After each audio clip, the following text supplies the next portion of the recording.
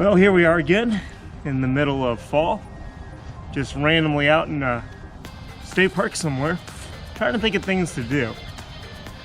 We just don't know what to do with ourselves. Everything is closed in quarantine, and just wanted to share some ideas that I came up with as I'm dealing with staying at home and work from home orders. A first idea is you can go for a drive. Fortunately, the Rockford metro area is a very spread out landscape, so there's all kinds of small towns, landmarks, and other areas they can take a look at. I mean, look, lots of places to drive around. I'm bored. I know, let's go ahead and find some place to eat. Oh yeah, that's right. The majority of places are closed. Better keep driving. Maybe we can find someplace else to go. I'm really hungry. There's a restaurant. Oh wait, it's got that tent thing going. Outdoor seating. Too cold for that. Let's keep going. Instead, let's go ahead and go for some good old-fashioned drive-through fast food. Yes, that is a log cabin. It's a real joint out here.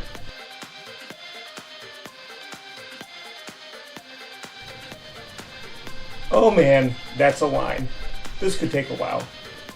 Good thing I don't have anything else to do today. But how much food can a guy eat from fast food? I don't want to get any fatter. Well, I guess there's always driving. Hey, look, it's a packed full gym. No thanks. And we're driving.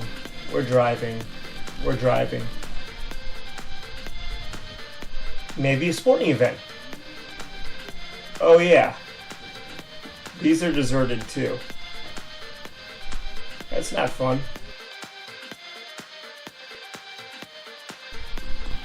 Boy, it's sure looking very vacant around town lately. Fortunately though, I like to drive, so it's not such a bad thing, is it? That sure is a lot of vacant real estate. This is depressing. Maybe we should take another direction. Fortunately, we live very close to a state park.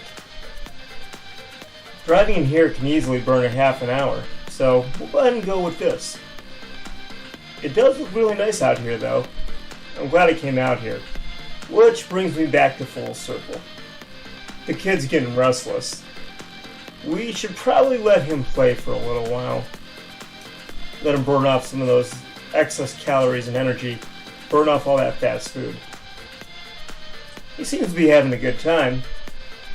I'll just kind of chill, he'll do his thing, and that'll be that.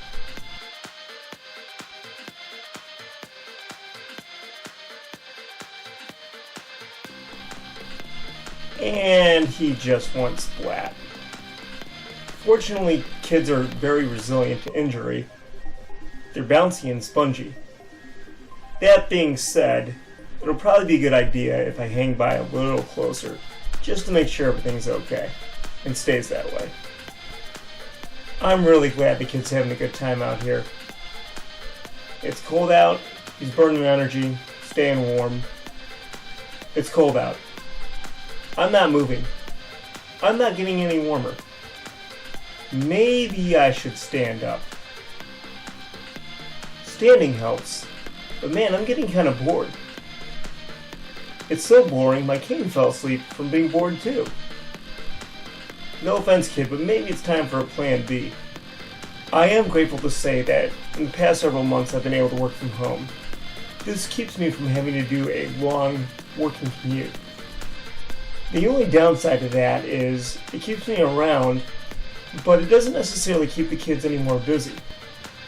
Despite being well behaved, towards the end of the workday especially, the kids will frequently come into the office and try to engage me and try to get me to do something a little off the cuff. This is where I find it is important to be engaged. So this is where my put together in under 12 minutes game came into play. I called it Tic-Tac-Guess. This was a game similar to Tic-Tac-Toe, 3 in a row wins. It's a game in which you can have just as many players as you have kids in the household, which is a plus. So here's how it works. Once I know how many players are going to play, I gave them each their choice of emoji. This is what they came up with. They could have gotten a lot more original, but I digress.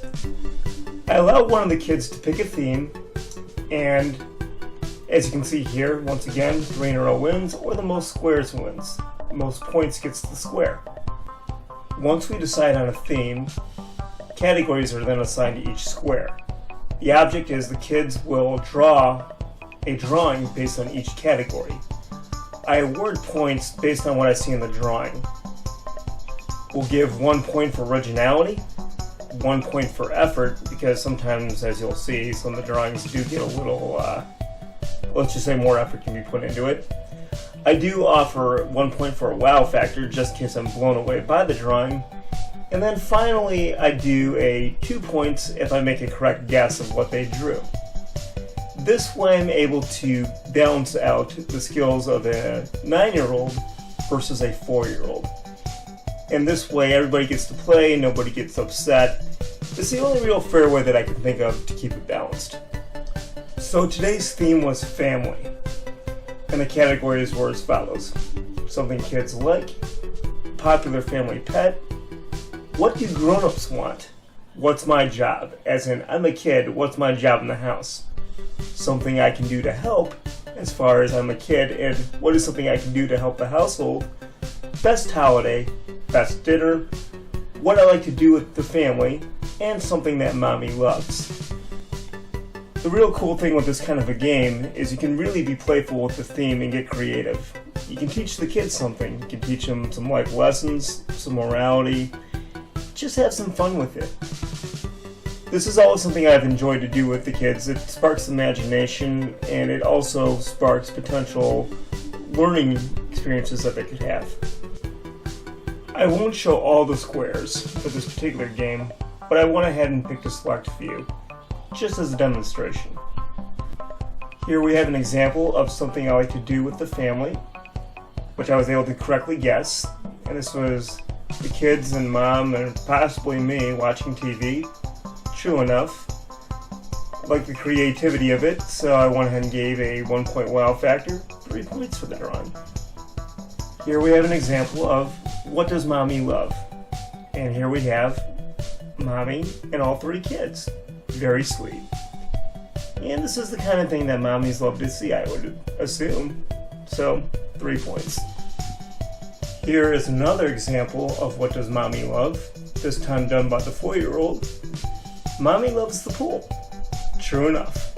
3 points. The object in this picture was best holiday, which happened to be Thanksgiving, watching TV with family. Yes, she did draw that picture frame around every one of her pictures, so I guess there's a theme. And here's another of favorite holiday, this time drawn by the 7-year-old. It's Christmas. What kid doesn't like Christmas? This is a square detailing favorite meal or best meal. And this actually happens to be representing Shogun, which is a local restaurant, sushi joint, grill it in front of you kind of deal. By now I was getting a little confused with the frame because everything kind of looks like, well, sometimes I register frame, sometimes I register television set, but it works. This is one that I liked a lot. What can I do to help? Picking up trash. Yeah, that's pretty cool. Well done, kid. I'm very proud. Well done. Happy to award points on this. Another example of what can I do to help. We have picking up trash and walking a dog. Works as well. An extra point for the additional effort. And once again, you see those frames there? She was really serious about that. And finally, here is something that I like to do with family. This is playing outside with one kid on a scooter and mommy riding an adult big wheel. More to come on that. I had a little bit of a wow factor with this, so 4 points. Here were the final results of the game. As you can see, RH got 3 in a row, tic-tac-toe style. Although I'll go ahead and give her credit, she tried to stretch out the game as long as humanly possible. She actually had several chances to win the game sooner, but wanted to do more drawings. So that is one side effect that you need to be aware of. So there you have it. Tic-Tac-Guess. Took me about 12 minutes to design and put together.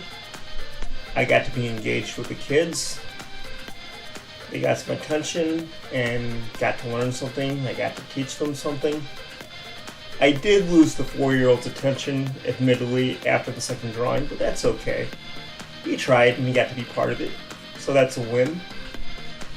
COVID or no COVID, though, it's just good to come up with little activities, I would think, to spend time with our young ones, and I would consider it a win-win for all. This has been an edition of Fighting the Good Fight with Kids and Family. I'm not sure how good of a job I did with this game, but hopefully maybe somebody out there, you parents out there, can have an idea spark or two from this. And let's face it, I'm pretty sure you guys can do a better job than I can. But in these trying times, all I can say is encouragement for all. And this is Mad Marty reminding you to do what's responsible, avoid what's irresponsible, make the most of what you got, and get respect. Mad respect. See you next time.